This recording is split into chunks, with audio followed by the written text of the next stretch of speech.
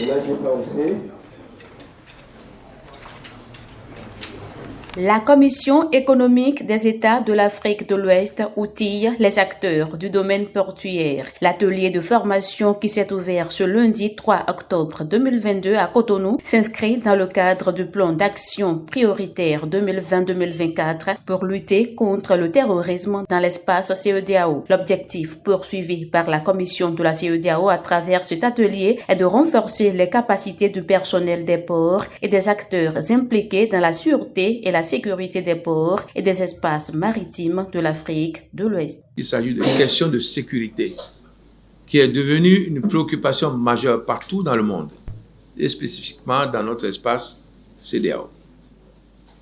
Les 15 jours que nous allons passer dans ce centre rappellent l'importance des enjeux que sont les menaces sécuritaires qui planent sur l'industrie maritime et portuaire et qui s'amplifient d'année en année avec la montée du terrorisme et des actes de piraterie en mer, ainsi que des risques avérés de connexion de cette insécurité dans les eaux avec le du terrorisme à terre, lequel avance depuis des décennies à partir de la zone sahélienne. Certes, de nombreuses actions sont déjà menées pour faire face à cette situation.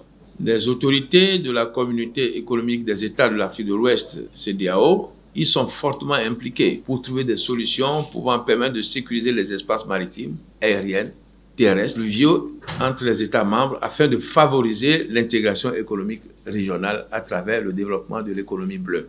Fruit de la coopération CEDEAO, Association de gestion des ports de l'Afrique de l'Ouest et du centre ACP-AOC, la formation s'articule autour de deux thématiques, le Code international pour la sûreté des navires et les installations portuaires ISPS et la mise aux normes des ports pour le renforcement des capacités de la sûreté et la sécurité maritime et portuaire en Afrique de l'Ouest. Elle est animée par le centre de formation professionnelle de l'Association de gestion des ports de l'Afrique de l'Ouest et du centre. Nous avons eu plusieurs années de collaboration avec diverses organisations internationales, avec la CEDEAO. Je pense qu'en ce qui concerne la démocratie, nous avons de très bonnes relations. Et dans le passé, nous avons plusieurs projets que nous espérons pouvoir les réaliser avec le temps.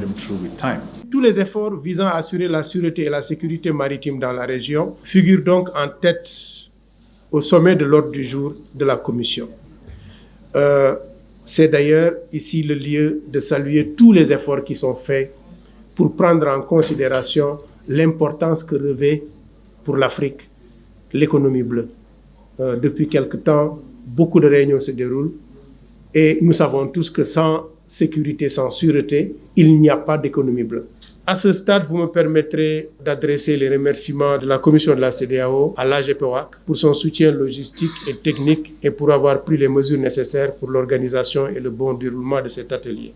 C'est une occasion en or pour les participants venant des États membres de l'espace CEDEAO pour acquérir de nouvelles connaissances dans le domaine. Ils espèrent en sortir très aguerris. Cette formation, c'est une grande opportunité pour nous d'être là ici au Bénin, de parler des choses qui sont vraiment importantes pour nous qui travaillons en mer et avec les sécurités portuaires.